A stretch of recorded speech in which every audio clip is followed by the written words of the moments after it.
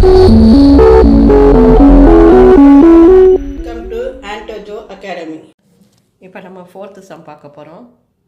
பின்வரும் தகவல்களிலிருந்து 2018 டிசம்பர் 31ஆம் நாளைய முதல் கண்டறியவும். என்ன கண்டுபிடிக்க சொல்லியிருக்காங்கன்னா முதல் கண்டுபிடிக்கணும். ஃபஸ்ட் இந்த கணக்கில் பார்த்தீங்கன்னா 2018 ஜனவரி 1 அன்று முதல் எவ்வளோ கொடுத்துருக்காங்கன்னா 1,00,000. உரிமையாளர் தனது சொந்த பயனுக்காக சரக்கு எடுத்தது 30,000. அவ்வாண்டில் கொண்டு வந்த கூடுதல் முதல் 15,000. அவ்வாண்டில் லாபம் 60,000. இந்த கணக்கில் பார்த்தீங்கன்னாக்கா 2018 ஜனவரி 1 அன்று முதல் கொடுத்துருக்காங்க. இது வந்து தொடக்க முதல். அப்போ இந்த கணக்கில் நமக்கு என்ன இருக்குதுன்னு பார்த்தீங்கன்னாக்கா தொடக்க முதல் இருக்குது. அதுக்கு அடுத்தது உரிமையாளர் தனது சொந்த பயனுக்காக சரக்கு எடுத்தது. இது வந்து எடுப்பு. அப்போது தொடக்க முதல் இருக்குது, எடுப்பு இருக்குது. அவ்வாண்டில் கொண்டு வந்த கூடுதல் முதலும் இருக்குது. அவ்வாண்டில் லாபம் 60,000 கொடுத்துருக்காங்க. ஸோ எல்லாமே இருக்குது. என்ன இல்லைன்னு பார்த்தீங்கன்னாக்கா இறுதி முதல் இல்லை.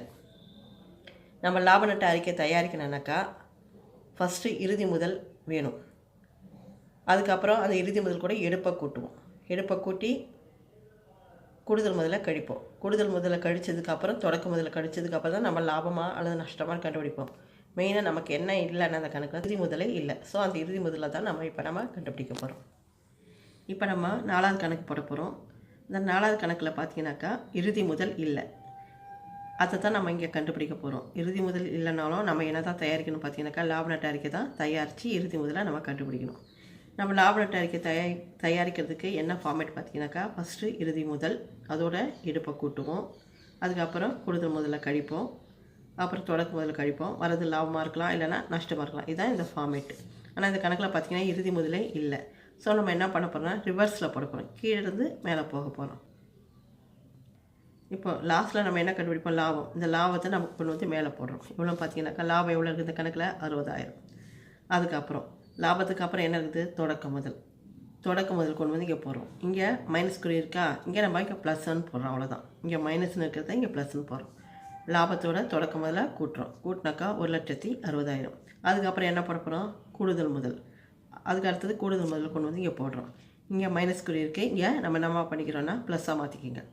இந்த 1,60,000 கூட 15,000 கூட்டினாக்கா 1,75,000 வரும். அதுக்கப்புறம் என்ன இருக்குது? எடுப்பு. இங்கே எடுப்புக்கு எடுத்துகிட்டு வந்து போடுறோம். எடுப்பு எவ்வளோ இருக்குது? 30,000.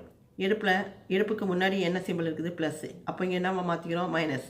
1,75,000 30,000 கழிச்சோம்னாக்கா 1,45,000. இதுதான் என்ன முதல் பார்த்தீங்கன்னாக்கா இறுதி முதல்.